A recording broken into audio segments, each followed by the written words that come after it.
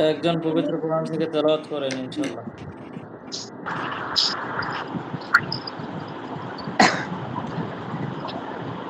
أعوذ بالله من الشيطان الرجيم.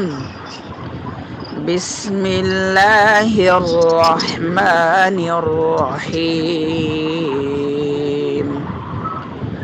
وقد مكر الذين من قبلهم فلله المكر جميعا يعلم ما تكسب كل نفس وسيعلم الكفار لمن عقبى الدار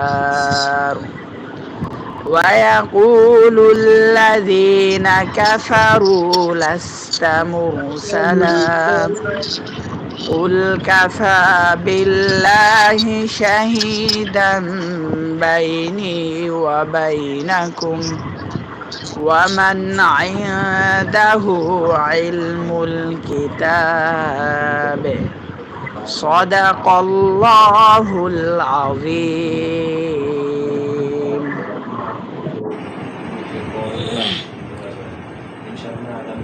মাশাআল্লাহ, চমৎকার তেলাওয়াত করেছেন প্রিয় ভাই। আলহামদুলিল্লাহ, সমস্ত প্রশংসা মহান রব্বুল আলামিনের, যেই মহান রব্বুল আলামিন আমাদেরকে সকলকে আধ্যাত্মিক জগতের জিন, জাদু, বদনজর সংক্রান্ত শয়তানের বিরুদ্ধে লড়াই করার জন্য যে মহান এক চিকিৎসা পদ্ধতি আমাদেরকে শেখার এবং জ্ঞান অর্জন করার তৌফিক দিয়েছেন, এবং আজকেই সর্বশেষ দিন, যেই দিনে আজকে আপনাদেরকে সেই কাজের অনুমতি প্রদান করা হবে, আর সেই দিন পর্যন্ত আমরা সকলে পৌঁছতে পেরেছি। আল্লাহ রাব্বুল আলামিন আমাদেরকে ভালোভাবে প্রত্যেকটি ক্লাস শেষ করার মাধ্যমে শেষ দিন পর্যন্ত নিয়ে এসেছেন। সেই মহান রব্বুল আলামিনের প্রতি সকলে শুকরিয়া আদায় করে বলি আলহামদুলিল্লাহ। বিশ্ব মানবতার মুক্তির দূত, উম্মতের কান্ডারি হযরত মুহাম্মদ মুস্তাফা সকলে ছোট্ট আকারে দরুদ সালাম পেশ করে বলি সাল্লাল্লাহু আলাইহি ওয়াসাল্লাম। আপনারা হয়তো বা এতদিনে ইনশাআল্লাহ বুঝতে পেরেছেন যে আপনারা আসলে আমাদের চিকিৎসা পদ্ধতিতে, অর্থাৎ আমাদের প্রশিক্ষণ করে, আমাদের কাছে কোর্স করে কি পেয়েছেন। অবশ্যই আপনারা এটা উপলব্ধি করতে পেরেছেন এবং আপনারা এটাও জেনে গিয়েছেন যে এই চিকিৎসা পদ্ধতিতে চিকিৎসা করলে আসলে কতটা ফল পাওয়া যায় এবং কবিরাজ, তান্ত্রিক এদের থেকে একজন মুদাব্বির এবং একজন রাকি কতটা শক্তিশালী এটাও উপলব্ধি করতে পেরেছেন ইনশাআল্লাহ, তাই না? একজন রাকি, একজন মুদাব্বির, একজন তান্ত্রিকের বিরুদ্ধে আল্লাহর সাহায্য নিয়ে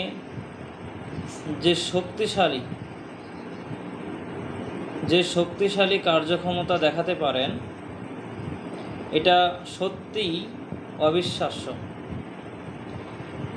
যেই চিকিৎসা সম্পর্কে যেই মানুষই দেখে এই চিকিৎসা অথবা চিকিৎসা নিতে আসে, সেই ব্যক্তি অবাক হয়ে যায় এবং তিনি এটা বলতে বাধ্য হন যে এর আগে কখনো এত সুন্দর চিকিৎসা পদ্ধতি আমি দেখিনি। অসংখ্য মানুষ দেখবেন এরকম এখন পর্যন্ত যারা এই চিকিৎসা পদ্ধতি দেখে খুবই খুশি হয় এবং অবাক হয়ে যায়। কোরআনের যে মুজিজা রুকিয়ার মাধ্যমে প্রকাশ পায়, যেখানে সরাসরি প্রমাণ হয়ে যায় যে আল্লাহ তাআলার শক্তির কাছে একজন রাকি, একজন মুদাব্বির যেভাবে রুকিয়া বা চিকিৎসা করেন, এই পদ্ধতির কাছে যত বড় শয়তানি হোক সে হার মানতে বাধ্য ইনশাআল্লাহ। এই জন্যই মূলত আমরা বলে থাকি যে হেরে যাবে শয়তান, জিতে যাবে কোরআন। আর আমরা এটা চাই প্রত্যেকটি ঘরে ঘরে যেন কোরআনি চিকিৎসা পৌঁছে যায়। এজন্যই মূলত আমাদের আরেকটি স্লোগান হচ্ছে, কুফর এবং শিরকি চিকিৎসা ধ্বংস করে কোরআনি চিকিৎসা হোক ঘরে ঘরে। আলহামদুলিল্লাহ, এই পদ্ধতিতে মানুষ চিকিৎসা নিয়ে যারা দীর্ঘদিন 5 বছর, 10 বছর এবং 12 বছর এবং বংশ পরম্পরায় যারা বিভিন্ন প্রকার কুফরি বান এবং জাদুতে, বংশীয় জাদুতে, রিজিক বন্ধের জাদুতে, বিবাহ বন্ধের জাদুতে এবং দুষ্ট জিনে আক্রান্ত হয়ে ভুগছেন বা ভুগেন, তাদের জন্য এই চিকিৎসা পদ্ধতিটা হচ্ছে সর্বোত্তম এবং সর্বশ্রেষ্ঠ চিকিৎসা পদ্ধতি। এই পদ্ধতিতে কেউ যদি ধৈর্য নিয়ে চিকিৎসা নেয়, আলহামদুলিল্লাহ, তিনি 12 বছরে যা পাননি, পুরো দেশ বিদেশ ঘুরে যেই চিকিৎসা কখনো দেখেননি, এই চিকিৎসার পদ্ধতির মাধ্যমে যদি কেউ চিকিৎসা নেয়, আলহামদুলিল্লাহ, তিনি অল্প কিছুদিনের মধ্যেই সুস্থ হয়ে যাবেন। এবং কি দেখা যায় যে একবার চিকিৎসা নিলেই আলহামদুলিল্লাহ সফলতার হার। বিশেষ করে মুদাব্বিরি সেশনটা একবারেই যথেষ্ট ইনশাআল্লাহ। তবে রুকিয়া সেশনটায় কয়েকটা সেশন বেশি নেওয়া লাগে এবং দীর্ঘদিন সেশন নেওয়া লাগতে পারে। কারণ শুধুমাত্র রুকিয়ার মাধ্যমে জাদু বা মূল শত্রুর গোড়া উপড়ে ফেলা একটু সময় লাগে, বা এটা মাথায় আসতে বিশেষ করে নতুন যেই রাখি তারা এটা কম বোঝে। কিন্তু একজন মুদাব্বির এবং একজন দক্ষ রাখি যিনি দীর্ঘদিন থেকে চিকিৎসা করেন, বিশেষ করে তিনি কিন্তু সমস্যার মূলে আঘাত করে মূল উপড়ে ফেলে দেন। যেমন একজন রাখি যখন, নতুন রাখি বা একজন শুধুমাত্র যারা রাখি, তারা যখন রুকিয়া করে, দেখা যাচ্ছে যে তারা বিভিন্ন জাদু ধ্বংসের নিয়ত করে জাদুগুলো ধ্বংস করার চেষ্টা করে। এরপরেও দেখা যায় যে ওনার নিয়তের কমতি থাকার কারণে দেখা যায় কোনো একটা জাদুর অংশ বা বস্তু থেকে যায়, যার কারণে ওই রোগী পুনরায় আবার অসুস্থ হয়ে যান। কিন্তু একজন মুদাব্বির যখন হাজিরাতের মাধ্যমে বা অন্তর্চক্ষলা ব্যক্তির মাধ্যমে সেই জিনিসটা দেখে দেখে ধ্বংস করেন, একদম রোগী নিজে চোখে দেখে দেখে যখন বলে যে এটা এখানে আছে, আমাকে আমার পেটে খাওয়ানো জাদু আছে, মাথায় জাদু আছে, গাছে ঝোলানো জাদু দেখতে পাচ্ছি, মাটিতে পুঁতে রাখা জাদু দেখতে পাচ্ছি, যখন এইভাবে দেখে এবং মুদাব্বির সেটা ধ্বংস করে আল্লাহর সাহায্য নিয়ে। এখন অনেকের প্রশ্ন, অনেক রাখিগণ বলেন যে আপনারা যদি কোরআন দিয়ে এগুলো করেন, আল্লাহর সাহায্যেই করেন, তাহলে আস্তে আস্তে কেন বলেন? এখানে আস্তে আস্তে বলার উদ্দেশ্য আছে। কারণ দেখা যায় যে যখন কোনো মুদাব্বির এই চিকিৎসার ভিডিওটা আপলোড করে ইউটিউবে অথবা সামাজিক যোগাযোগ মাধ্যমে, তখন অনেক কবিরাজ বা তান্ত্রিক বা যারা নতুন একদম এই জগতে, তারা 2-1টা অংশ বা কী করে কাজ করে এটা আসলে শোনার ফলে যখন এটা অ্যাপ্লাই করার চেষ্টা করে, তখন তারা বিপদে পড়ে যায় বা বিপদে পড়ার সম্ভাবনা থাকে। আমরা দেখেছি এরকম অসংখ্য। কারণ এই জগৎটা এরকম যে পিছনে সাপোর্ট থাকা লাগে, পিছনে সাপোর্ট থাকা লাগে এবং এটার জন্য পুরোপুরি ধারণা থাকা লাগে, A to Z। যেমন মনে করেন আপনি জিন হাজির করতে পারেন, কিন্তু তাকে শান্ত করতে পারেন না, তাকে কিভাবে বন্দি করতে হবে, আটকাতে হবে এবং আপনার কথা কিভাবে শুনবে, এই কাজগুলো আপনি পারেন না। তখন তো রোগীর শরীরে ভর করে উল্টা আপনাকে সহ আপনার আশেপাশে যারা আছে সকলকে সাহায্য করবে সে। এই জন্যই মূলত অনেক সময় এগুলো জোরে জোরে বলা ঠিক না। কারণ সামাজিক যোগাযোগ মাধ্যমে যখন এটা আপলোড করা হয় বা শেয়ার করা হয়, তখন অনেক মানুষ এটা থেকে আসলে মনে করে এটা তো খুবই সহজ, এই আয়াত করে এই কাজটা করতেছে, তো আমিও চেষ্টা করে দেখি, আর পড়ে যাইতে পারে বিপদে। আর শুধুমাত্র রুকিয়া, এখন ওনারা বলে যে যারা জোরে জোরে পড়বে তাদের কাছেই নেবেন, যারা যারা আস্তে আস্তে করবে তাদের কাছে নেবেন না, তারা হয়তো বা কুফরি করে। এটা হচ্ছে এক ধরনের বাকামি মার্কা কথাবার্তা। এখানেও বিশেষ কিছু কাহিনী আছে, যার কারণে সামাজিক যোগাযোগ মাধ্যমে এগুলো ওপেনলি বা জোরে জোরে না বলা। বুঝতে পারছেন তো আমার কথা? আর অনেক সময় দেখা যায় যে রোগীর সামনেও আস্তে আস্তে পড়া। এরকম রোগী আমি পাইছি যারা আপনার যেই কথাগুলো বলে বলে আমি ওনাদের অন্তর্চোখ খুলছি, হ্যাঁ, এরপর জিন হাজির করছি, এগুলো বাসায় গিয়ে নিজে নিজে ট্রাই করছে এবং সমস্যা আরও বৃদ্ধি করে নিয়েছে। বুঝতে পারছেন? নিজে নিজে ট্রাই করছে এবং সমস্যা আরও বৃদ্ধি করে নিয়েছে। তো এই জন্য কিছু রোগী থাকে এরকম যারা নিজেকে খুব চালাক মনে করে, এই জন্য এরা বেশি বাস খায়। তো যাই হোক, এই জন্যই মূলত সামাজিক যোগাযোগ মাধ্যমে বা সব জায়গায় মুদাব্বিররা জোরে জোরে বলে না। জোরে জোরে না বলার অর্থ এটা নয় যে তিনি কুফরি করতেছে। আপনি কোনো ইমাম সাহেবের পিছনেও তাহলে নামাজ পড়বেন না, হয়তো বা ইমাম সাহেব সেজদায় গিয়ে সেজদার তাসবির বদলে অন্য কিছু পাঠ করতে পারে, তাই না? বা রুকুই গিয়ে রুকুর তাসবিহ ব্যতীত অন্য কিছু পাঠ করতে পারে। এই জন্য ইমাম সাহেবকে উচিত সব কিছু একদম জোরে জোরে বলা।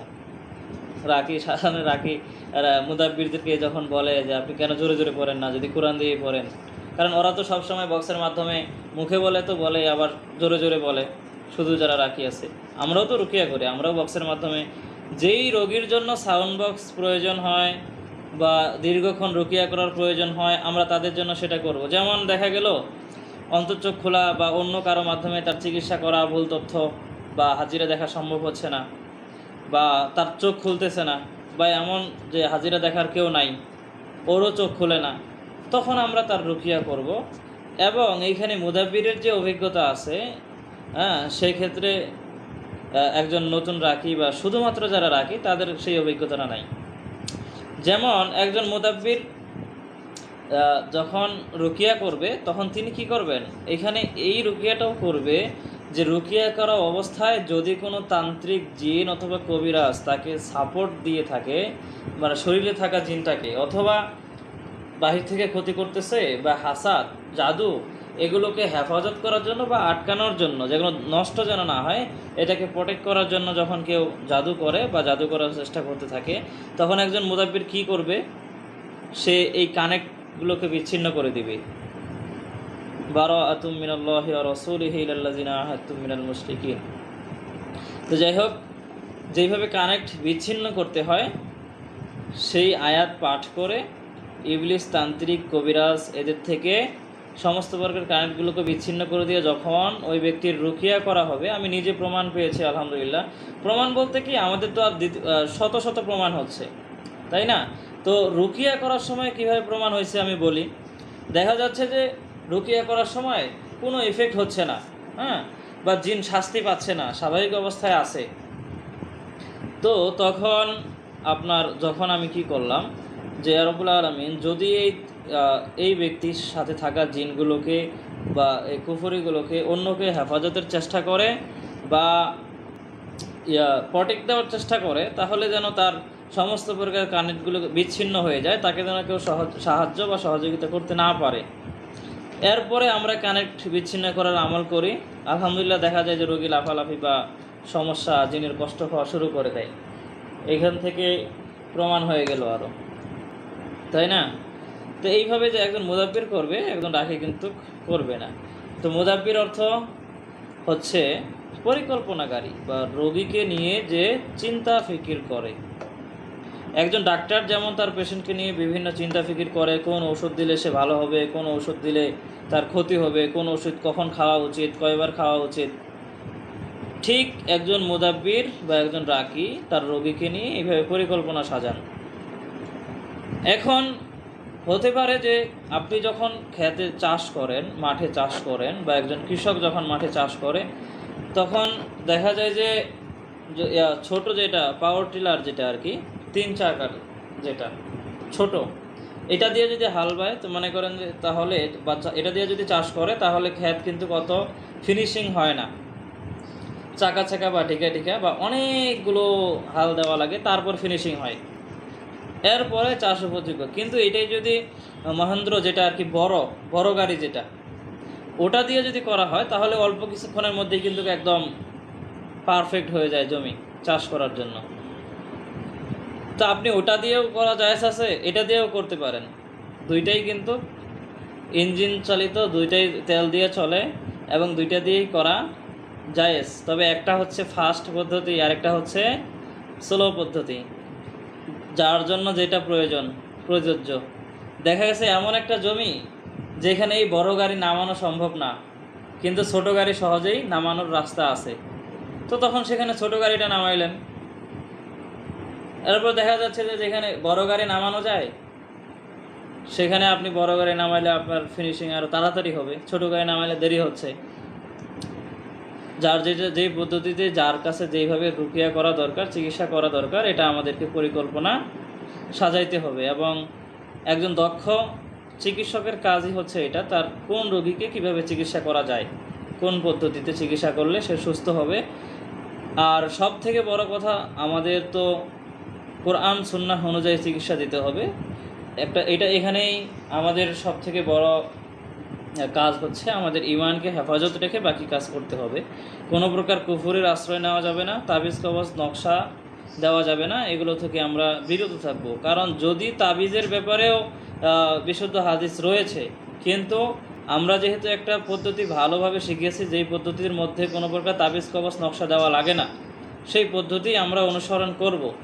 কারণ মানুষকে তাবিজ দিলে অনেক সময় সেই তাবিজের ব্যাপারে তার পূর্ণ ধারণা থাকে না, যে এটা আসলে কী জন্য দেওয়া হচ্ছে, কী জন্য ব্যবহার করা হচ্ছে।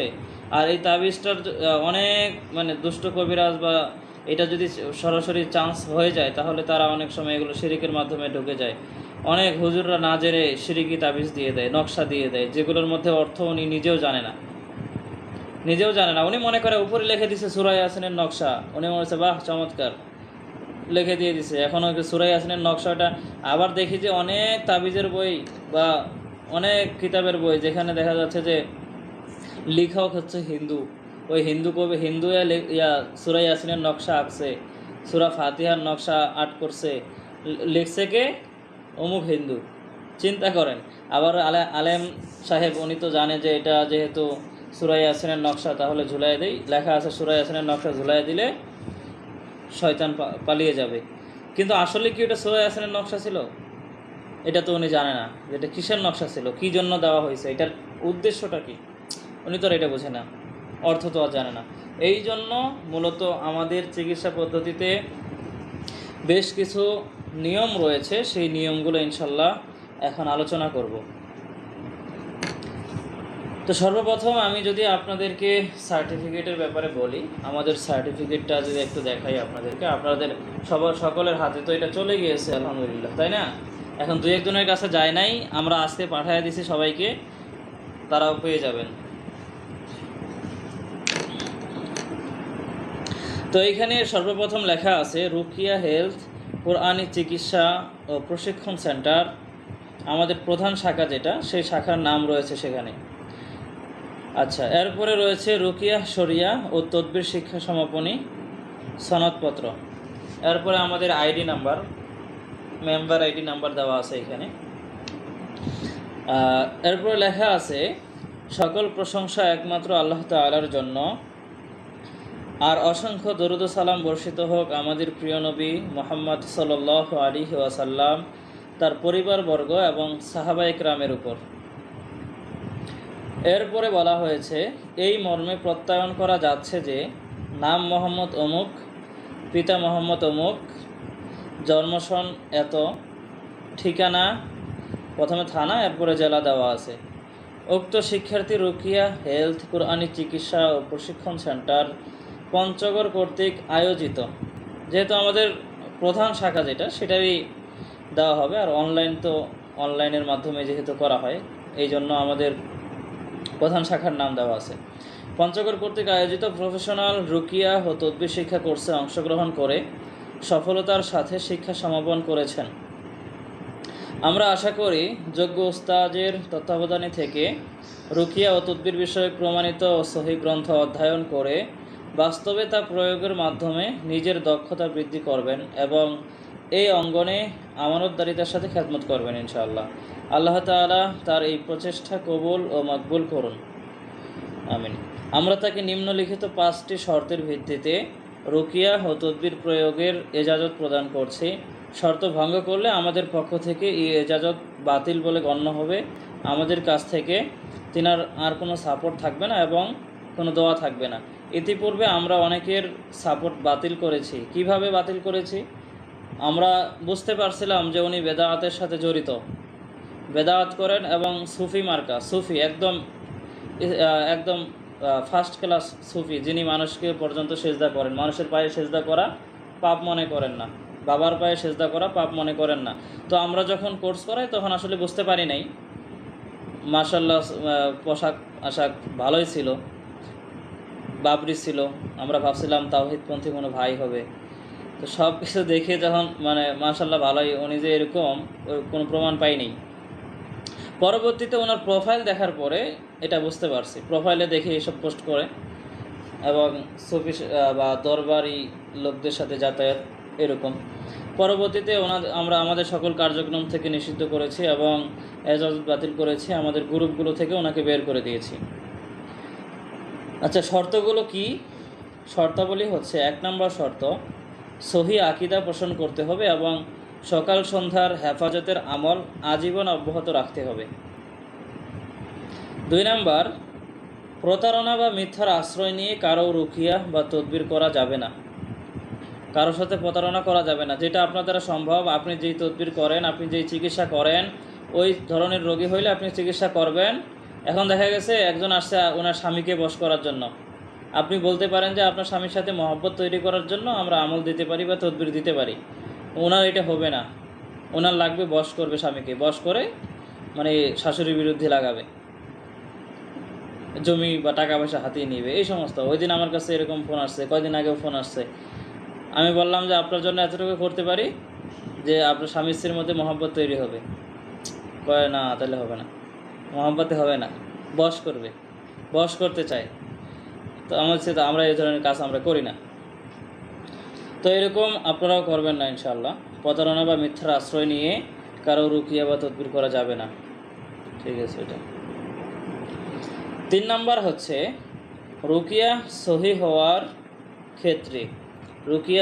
হওয়ার ক্ষেত্রে আল্লামা ইবনে হাজার আসকালানী রহমতুল্লাহি আলাইহি বর্ণিত 3টি শর্ত পূরণ করতে হবে এবং সব ধরনের নাজায়েজ পন্থা পরিহার করতে হবে। রুকিয়া সহি হওয়ার ক্ষেত্রে আল্লামা ইবনে হাজার আসকালানী রহমতুল্লাহি 3টি শর্ত দিয়েছেন। তার মধ্যে 1 নম্বর শর্ত হচ্ছে যে রুকিয়া ও তদবির সম্পূর্ণ কোরআন সুন্নাহ অনুযায়ী হতে হবে, যেটার অর্থ আপনি বুঝেন।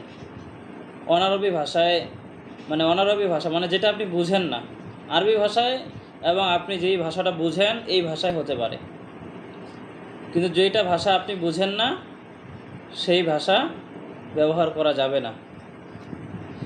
এর মধ্যে আরেকটি শর্ত হয়েছে যে আপনার মিথ্যার আশ্রয় নেওয়া যাবে না, মিথ্যার আশ্রয় নেওয়া যাবে না এবং কোরআন সুন্নাহ বহির্ভূত, সব শর্ত যদি আপনি খেয়াল করেন তাহলে একদিকেই ইঙ্গিত করতেছে যে আপনি চিকিৎসা করতে পারবেন যেন কোনো হারাম পন্থা না থাকে, যেটার অর্থ নাই।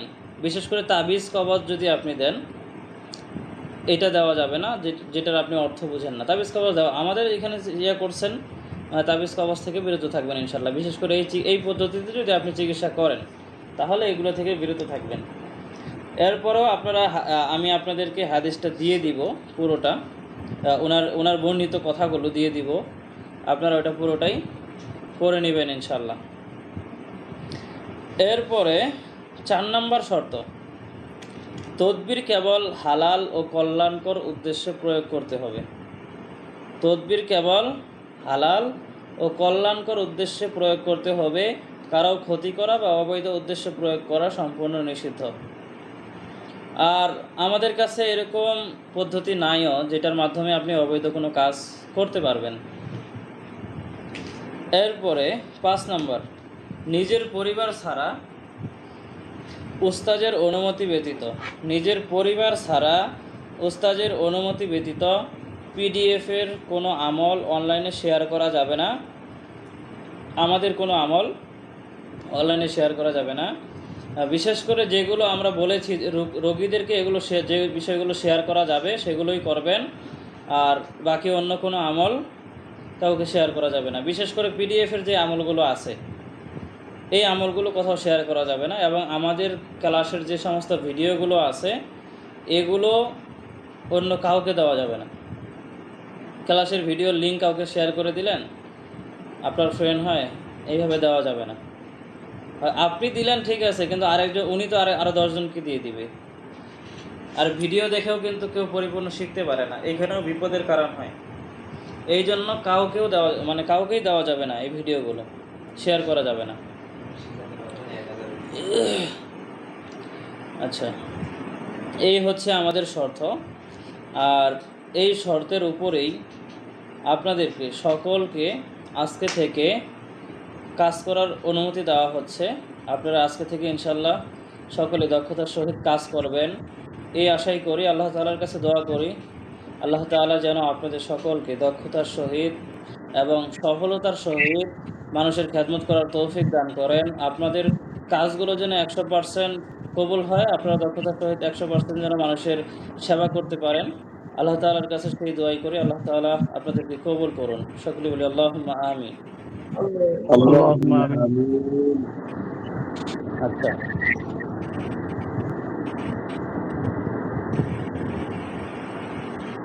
কারো কোনো প্রশ্ন আছে আমাদের ব্যাপারে? আসসালামু আলাইকুম ওয়া রাহমাতুল্লাহি ওয়া বারাকাতুহু। ওয়ালাইকুম আসসালাম ওয়া রাহমাতুল্লাহি ওয়া বারাকাতুহু। আপনাকে তো কেবল দেখা যাচ্ছে, এতক্ষণ কই ছিলেন? উস্তাদ জি, আমি এতক্ষণ ছিলাম এবং আপনার দরজ নিতেছিলাম, কিন্তু আমার অফিসে রোগী আসছে। তো আল্লাহ তাআলার মেহেরবানি, আপনাদের দোয়ার বরকতে আমি গত রাত্রেও একটি রোগী দেখেছি। আলহামদুলিল্লাহ সফলতার সাথে দেখার সুযোগ হয়েছে। আমি উস্তাদজিকে রাত্রে জানানোর জন্য ফোন দিয়েছিলাম, হয়তো সেন্টারের অন্য কেউ আমার ফোন রিসিভ করেছে, আচ্ছা, এবং সেই ভিডিও আমি ধারণ করে রাখছি যদিও। এবং আজকে সকালেও আমি একজন রোগী দেখেছি। আলহামদুলিল্লাহ রোগীকে সম্পূর্ণ জিন জাদু এবং যে চালান দিয়েছে তান্ত্রিক থেকে সেই জিনগুলোকে মুক্ত করে রোগীকে আলহামদুলিল্লাহ মোটামুটি সুস্থ করতে পেরেছি। আলহামদুলিল্লাহ, আল্লাহ তাআলার দরবারে শুকরিয়া। এবং এখনো আমার যে রোগী আসছে, এশারের পর থেকে চেষ্টা করতেছি। এই রোগীটার সমস্যা হচ্ছে তার বিয়ে হচ্ছে না। এখন হাজিরাতের মাধ্যমে তার কোনো সমস্যা আছে কিনা দেখার চেষ্টা করতেছিলাম। তো এক পর্যায়ে একজনের অনেকক্ষণ চেষ্টার পরে তার অনেকক্ষণ পরে সে সামান্য অন্ধকার কিছু ঢেউ দেখতেছিল, কিন্তু আমি আমল চালিয়ে যেতেছিলাম। হঠাৎ করে সে আবার সেখান থেকে উধাও হয়ে গেছে, চলে গেছে। এভাবে দুইবার উপস্থিত হয়েছে। অন্ধকারের মতো অনেক দূর থেকে কালো কালো ঢেউ দেখা গেছে, কিন্তু পরে আবার সে চলে যায়। এখন আর তাকে উপস্থিত করা যাচ্ছে না। দুইজনের মাধ্যমে ট্রাই করেছে এবং রোগীকে নিয়েও ট্রাই করেছে, কোনোভাবে সে আর সামনে আসতেছে না। ওনার জন্য রুকিয়া করতে হবে, আর ওনার চোখ কিন্তু খোলে নাই, যার কারণে উনি পরিপূর্ণ দেখতে পারেনি। যে উস্তাদ, সেই ক্ষেত্রে কি করণীয় বা কি করতে পারি? রোগী আমার সামনে এখনো বসা আছে। তারা ওনাকে সময় নিয়ে রুকিয়া করতে হবে। প্রথমে রুকিয়া সেশন করতে হবে, ডায়াগনোসিস, যেটা ওই যে রুকিয়া আম্মা বলে, এটা করতে হবে। আর না হলে যেই রোগীর চোখ খুলবে ওই রোগীর মাধ্যমে দেখতে হবে। রোগী আমরা করতে যে অনেক সময় প্রয়োজন। হ্যাঁ, অনেক সময়ের প্রয়োজন। তাহলে তো এখন উস্তাদ যেটা জানতে চাই, রোগীরও আমার সামনে, তাহলে কি 10,000 টাকার নিচে নিলে কি এটা পড়বে কোনোভাবে? 10,000 টাকার নিচে নেওয়া যাবে না।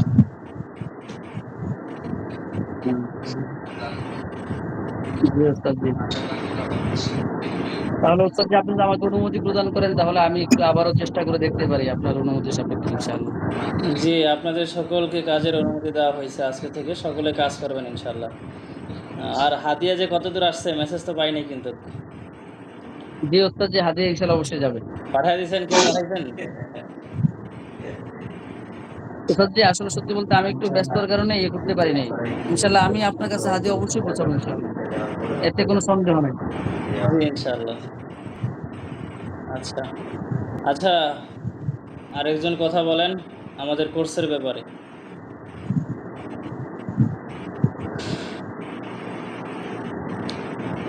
রিভিউ তো দিয়েছেন, তবে সবাই হয়তো বা ব্যস্ত মানুষ, এই জন্য রিভিউ আসে নাই বেশি। আমাদের সামনে স্পেশাল মেম্বারশিপ, মানে অর্থাৎ স্পেশাল সাপোর্ট টিম থাকবে, যেখানে শুধুমাত্র আহ, আমাদের স্পেশাল লোকজনদেরকেই রাখবো, বুঝতে পারছেন? তাদেরকে আলাদা সাপোর্ট দিব ইনশাআল্লাহ, স্পেশাল সাপোর্ট দিব। কারণ আমরা খেয়াল করি যে আমাদের অনেক হজরতগণ আমাদেরকে সময় দিতে চান না, অথচ তাদেরকে আমরা কত সময় দিয়ে কত গুরুত্বের সাথে জিনিসগুলো শেখাইছে। আমাদেরকে সময় দেওয়ার মানে 2 মিনিট তেনাদের সময় হয় না।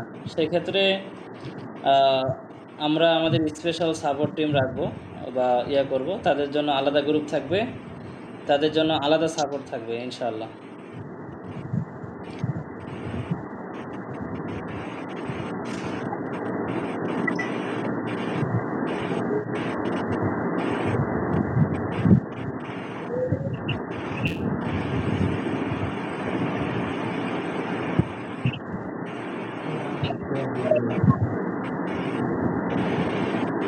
কারো কোনো প্রশ্ন আছে কি?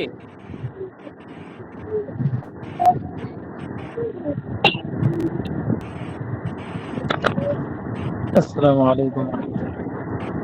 ওয়ালাইকুম আসসালাম ওয়া রাহমাতুল্লাহ। আচ্ছা, আমার একটু কথা জানার ছিল। শুনছিলাম নাকি আপনি ভোলাতে হজরতের মাদ্রাসা, বুঝি না, আবার বলেন।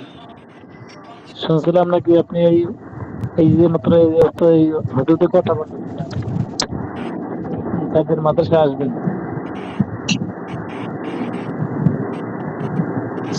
একটু জোরে বলেন, কথাগুলো আসতেছে না। বলছি ওস্তাদ জি, আমি শুনছিলাম আপনি এই ভোলার হজরতের মাদ্রাসায় আসবেন নাকি? তো যাইতে তো চাইছিলাম, আল্লাহ যদি কবুল করে ইনশাল্লাহ, তবে এখনো কোনো সময় নির্ধারণ করিনি। জি ওস্তাদ, ওই জায়গা থেকে যদি কুয়াকাটা যাওয়া পরে আপনার কুয়াকাটাকে এক ওস্তাদ, হজরতের কি বাসায় যাওয়ার কথা শুনছি, যদি ওই কুয়াকাটা যদি যাওয়া পরে তাহলে একটু আমাদেরকে জানাবেন ইনশাআল্লাহ। তো যদি কোথাও যাই ইনশাল্লাহ আমরা গ্রুপে বলবো। আশেপাশে যদি কেউ থাকে সেক্ষেত্রে যেখানে যাব তাদের সাথে দেখা হবে ইনশাল্লাহ। জি ইনশাআল্লাহ।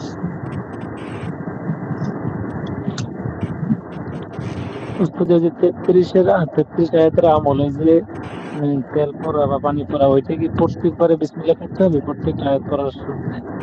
শুরুতে বিসমিল্লাহ দরুদ শরীফ এগুলো পড়ে নিলে চলবে, আর নতুন সূরা শুরুতে শুধু বিসমিল্লাহ পড়বেন। শুধু সূরা শুরুতে? যে নতুন সূরা শুরুতে একদমই সূরাটা যেমন পুরো সূরা যেমন সূরা ফাতিহা শেষ হইলে এরপর আবার পড়বেন। প্রত্যেক আয়াতের পরে পড়তে হবে না, প্রত্যেক নতুন সূরার নতুন অংশ শুরু করলে বিসমিল্লাহ পড়বেন।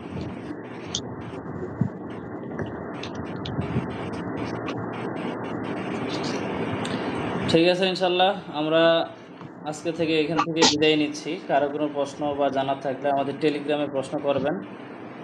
আর আপনি দ্রুত প্রশ্নের উত্তর চাইলে আপনার যে বিষয়টা জানা আছে সেই বিষয়টা অন্য কেউ প্রশ্ন করলে যদি অন্য কেউ না জানে, আপনি দ্রুত উত্তর দিয়ে দিলেই আরেকজনের বিষয়টা জানা থাকলে উনিও দ্রুত উত্তর দিয়ে দিবে। এই জন্য দ্রুত উত্তর পাওয়ার জন্য অন্য কেউ প্রশ্ন করলে আপনার বিষয়টা জানা থাকলে আপনি দ্রুত উত্তর দিয়ে দিবেন। সেক্ষেত্রে আপনি যখন প্রশ্ন করবেন, বিষয়টা যদি আপনার আপনার জানা নাই, আপনি প্রশ্ন করলেন, সেক্ষেত্রে অন্য কেউ কিন্তু জানে, তিনিও দ্রুত উত্তর দিয়ে দিবেন। এইভাবে করলে সহজেই উত্তরগুলো পাওয়া যায়। আর জি জানে তো ওস্তাদ। সবাই কম বেশি, হয়তোবা বুঝে আসে না, কিন্তু আপনি বুঝেন, আপনি উত্তরটা দিয়ে দিলেন, এই আর কি। ওস্তাদ জি, আর একটা বিষয়, এই যে আমি রুকিয়া নিয়েছিলাম আপনার কাছ থেকে আমার বাবার জন্য, কিন্তু আপনার সাথে যোগাযোগ করার আগে আমি 74 নম্বর ব্যাচের এক সাথীর কাছে যোগাযোগ করছিলাম, কিন্তু আপনার ওই সময় পাইনি, এই জন্য আমি তার সাথে যোগাযোগ করছিলাম। সে একটা হাজিরা দেখলো, কিন্তু কালকে বললো আপনার রুকিয়া করার পরে বলছিল, সে বলতেছে যে 4টা জিনের বান আছে। এখন কি অবস্থা আপনার বাবার? আলহামদুলিল্লাহ, কি আপনি যে রুকিয়া করছেন তারপর থেকে মোটামুটি সুস্থ, এবং কয়েকবারই ফোন দিছিল আমাকে, বলছো যে আমার শরীরটা অনেক ভালো লাগতেছে আগের থেকে। আলহামদুলিল্লাহ। ঠিক আছে, সুস্থ হইলে হয়েছে, এরপরে রুকিয়া আরো চালাইয়া যেতে হবে, আরো একটা ইয়া নিতে হবে।